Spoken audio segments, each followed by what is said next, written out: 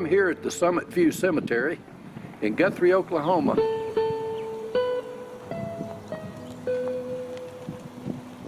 And I'm here at the old Boot Hill section of the cemetery, where two old Western outlaws from the 1800s are buried close to each other. Outlaw Bill Doolin and outlaw Elmer McCurdy, buried right here.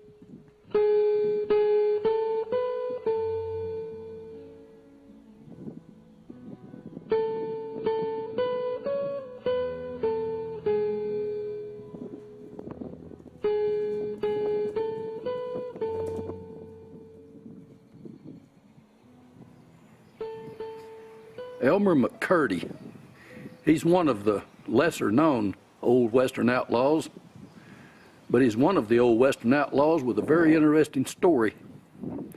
And his story is kind of funny and sad all at the same time. Elmer was born in Maine to a young teenage woman named Sadie McCurdy. And when Elmer was a young teenager, she admitted to Elmer that she had no idea who his father was. And that bothered Elmer to the point to where he started drinking quite a bit and getting into a lot of trouble quite a bit. He eventually worked his way on down to the southern states and on down into Missouri. He had joined the U.S. Army and served at Fort Leavenworth, Kansas, and he received an honorable discharge. But he never did quit his heavy drinking, and he started getting into a lot of trouble again, and he eventually started robbing banks and trains, and he messed up just about every robbery that he ever attempted because he would often use too much nitroglycerin, and not only would he blow up the safe, but sometimes he would also blow up all the money that was in the safe. Anyway, after he was tracked down and killed by 3 sheriffs, his body was mummified. Eventually, 2 individuals showed up and claimed they were his 2 lost brothers. So they took possession of Elmer McCurdy's body and took it on a traveling carnival tour. For the next 40 years, Elmer's body changed ownerships from one carnival and wax museum to another. And for 5 cents, you could see the body of a real Oklahoma outlaw. They even painted Elmer's body with a phosphorus paint so he would glow in the dark.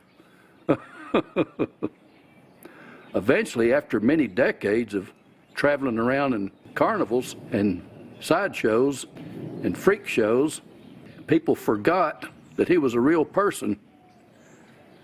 And people started thinking he was just another wax figure or a waxed mannequin, until one day in 1976, out in California, a worker was moving Elmer and his arm fell off, exposing human bone. And that's when they realized this was a real person and not just a waxed mannequin. The Los Angeles Police Department eventually determined that this person was an Oklahoma outlaw named Elmer McCurdy, and a year later, they sent Elmer's body back to Oklahoma. And on April the 22nd of 1977, Elmer finally received a proper funeral with about 300 people in attendance right here at the Summit View Cemetery in Guthrie, Oklahoma. Right here.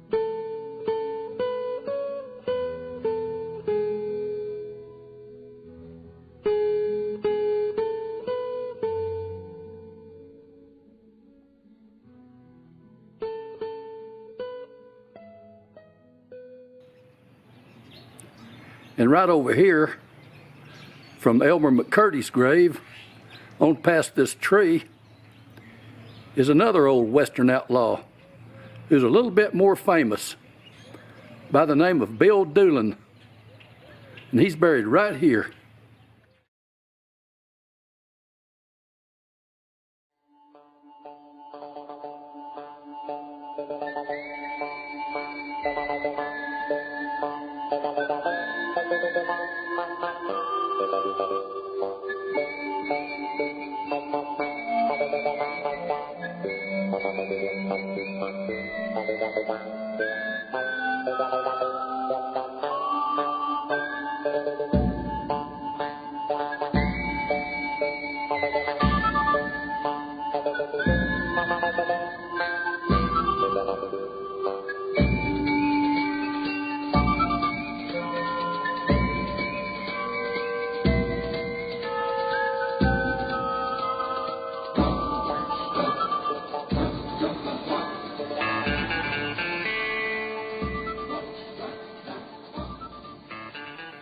The 11-member Doolin gang called themselves the Wild Bunch, but sometimes they referred to themselves as the Hombres, and some folks called them the Long Riders because of the long dusters that they would often wear.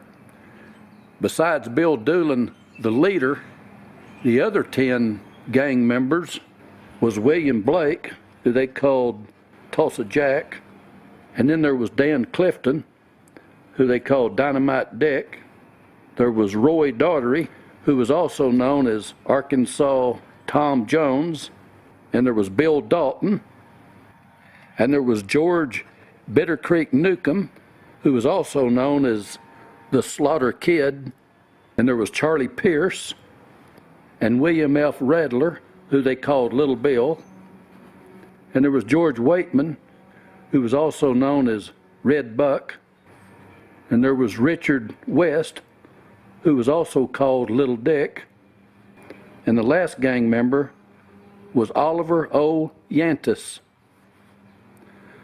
There were also a couple of young teenage girls who followed the gang, and they went by the names Little Britches and Cattle Annie.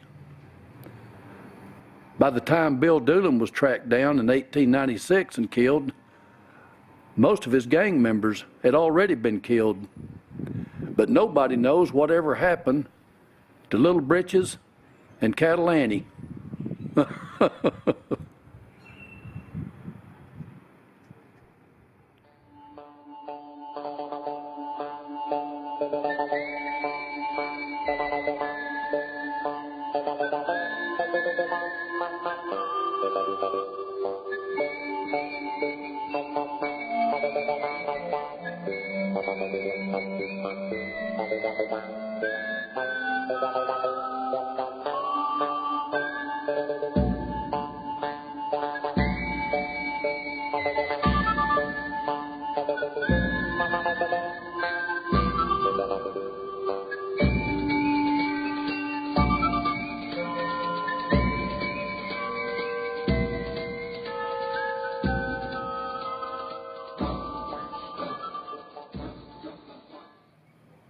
But this is it. This is where 2 of the old Western outlaws are buried. Right here in the Boot Hill section at the Summit View Cemetery in Guthrie, Oklahoma. Right here.